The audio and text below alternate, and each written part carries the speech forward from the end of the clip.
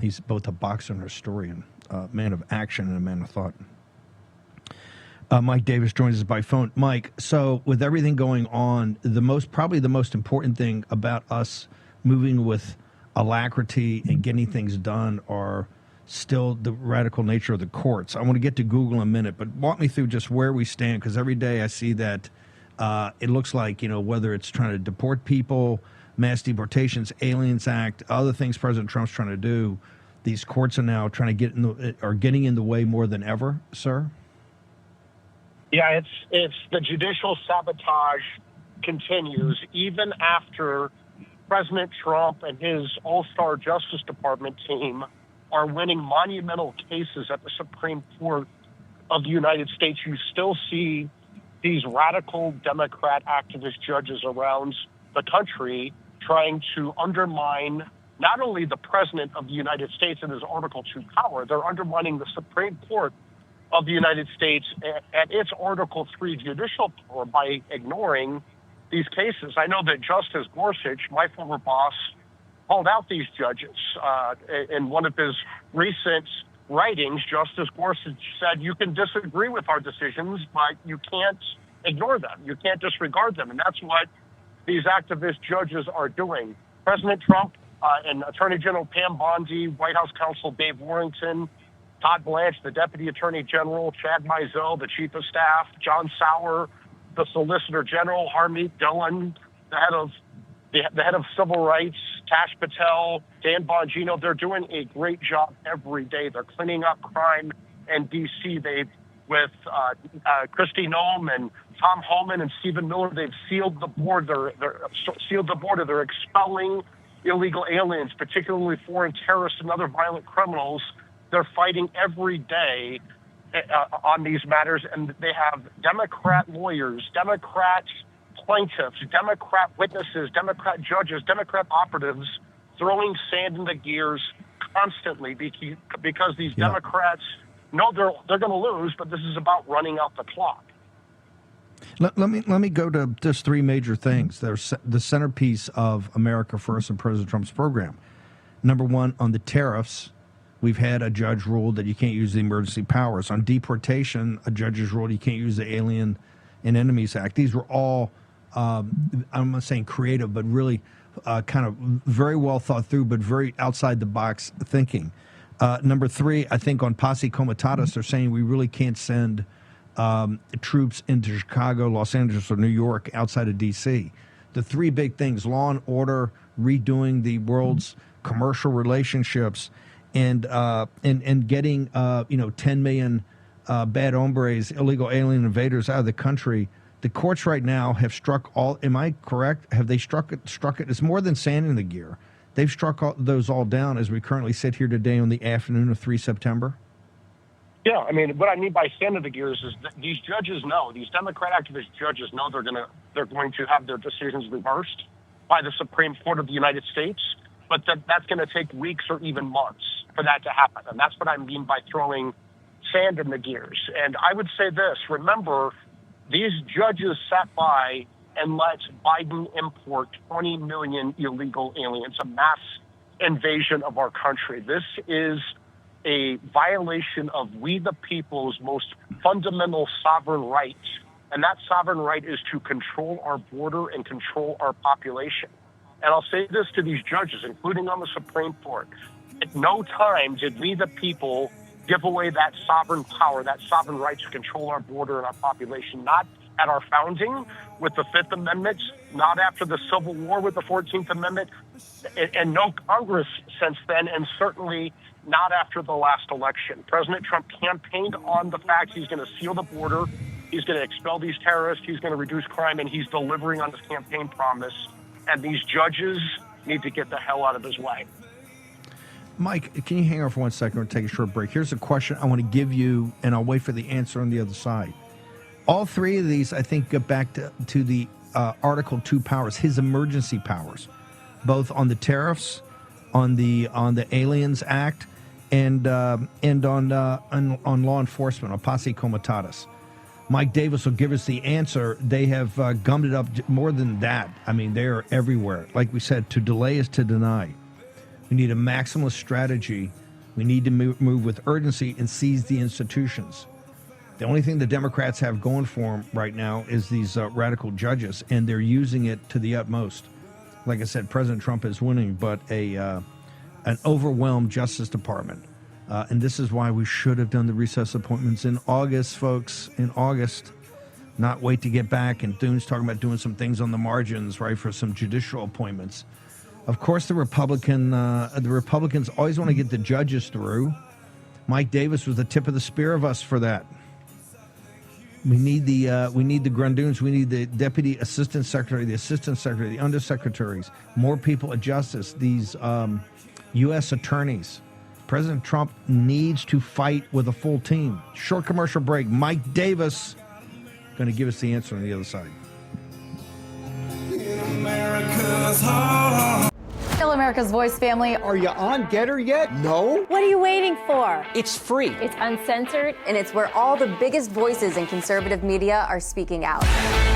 Download the Getter app right now. It's totally free. It's where I put up exclusively all of my content 24 hours a day. You want to know what Steve Bannon's thinking? Go to Getter. That's right. You can follow all of your favorites. Steve Bannon, Charlie Kirk, Jack Posobiec. And so many more. Download the Getter app now. Sign up for free and be part of the movement. So, Mike Davis, a lot of this centers around President Trump's emergency powers. The emergency power on the national manufacturing, economic, and the situation with fentanyl, on the tariffs. You got the deportations using the Alien and Enemies Act, and then you've got the emergency powers to get around posse comitatus in D.C. and now in Chicago, New York, and L.A., New Orleans. President Trump said this show is done so well in D.C. He's taking it on the road. Your thoughts, sir?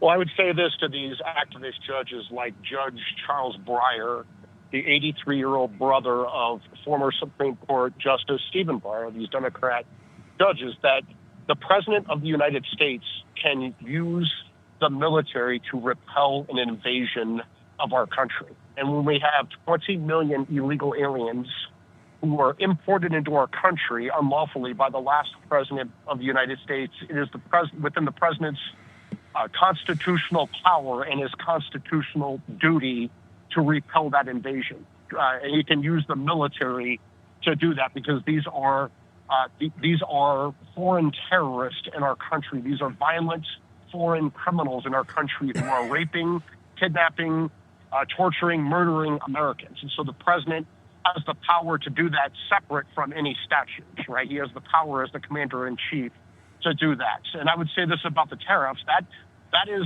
within the president's foreign policy power, and that cannot be taken lightly. And you should always, when you're a judge, you should always err on the side of the president of the United States if there's a question whether the president has a power as it relates to foreign policy. And I think that's where the Supreme Court is going to end on these tariff cases. But stepping back a broader picture, that remember, President Trump campaigned on the fact he's going to do all these things, and the American people liked what they heard. They gave him an overwhelming electoral mandate, 312 electoral votes, all 7 swing states, the popular vote. He kept the House. We won a comfortable margin in the Senate. The American people gave the president a mandate to lead, and he's using core Article 2 power to lead.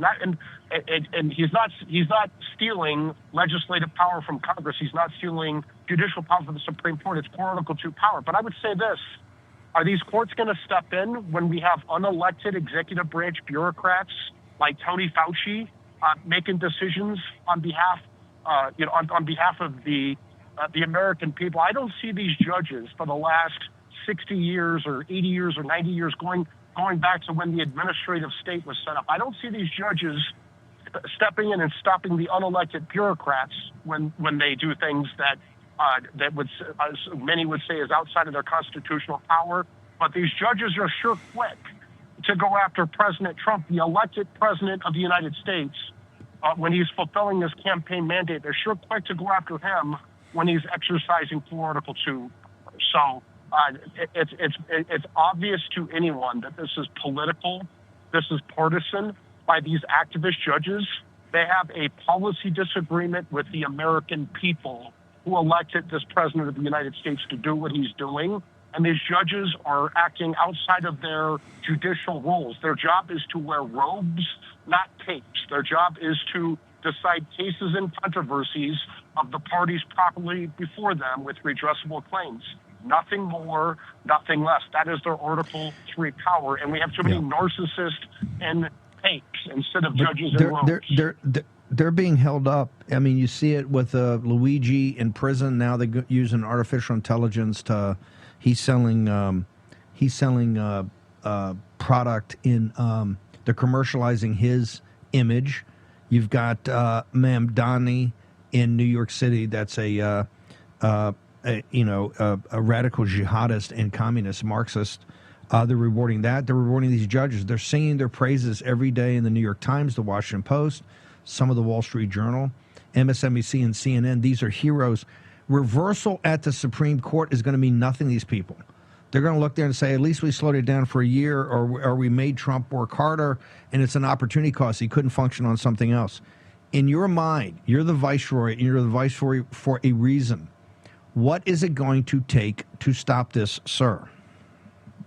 Well, I would say this, that these judges, when they lose the legitimacy of the American people, when the American people stop believing that they're impartial judges following the law, when the American people think that these are partisan actors in robes, then when the Supreme Court and the lower federal courts, when the federal judiciary loses its legitimacy with the American people, it loses everything, because the federal judiciary does not have an army to enforce its orders. It has to rely on the Justice Department, the executive branch, to enforce its orders. And they are going to create a serious constitutional crisis in the federal judiciary if they don't get back into their lane, if they don't do their crucial but limited role of deciding cases and controversies of the parties properly before the judges with redressable claims. Nothing more, nothing less. It reminds me of Thomas More in A Man for All Season, when the young guy trying to get his daughters, trying to get him to marry him, is in a debate with Thomas More and says he would cut down every law in England to get to the devil. And Thomas More says, and when the devil turns on you and you've cut down every law in England, what's to stand between you and destruction? He doesn't have an answer. That's where we're headed on this. Mike, one more thing before we let you go. You rose to prominence here over the last 5 or 6 years by fighting concentration of corporate and governmental power. We had a devastating loss. Given all the work people did, you have to call a ball and a strike. This Google situation is a loss, is it not, sir? It is. And it is a devastating loss, like you said. I've spent the last 6 years taking on Google, Amazon, Facebook, and Apple on the rights. It was Rachel Bovard and me who started this thing. And they have concentrated power, like you said. They have monopoly power, and they use that monopoly power to crush competition, shutter small businesses, and silence conservatives and others with whom they disagree. We've made tremendous strides on this. They have 2 antitrust lawsuits that are being handled by the Justice Department's Antitrust Division by Gail Slater. And one of these cases just went to Judge Mehta, who is an Obama judge. And Judge Mehta gave a very disappointing remedy in the Google case, the Google search case. There's the Google search case that was just decided. There's also the Google online advertising case, which is more important, frankly. And Judge Mehta, even though he found that Google is a monopolist, meaning it uses its market power to crush competition, Judge Mehta gave a pretty tepid remedy to Google. And it's wrong. I think that Gail Slater should appeal this decision to the D.C. circuits because the remedy does not fix the market harm that Google has caused. Mike Davis, the Viceroy, Article 3, where do people go, sir?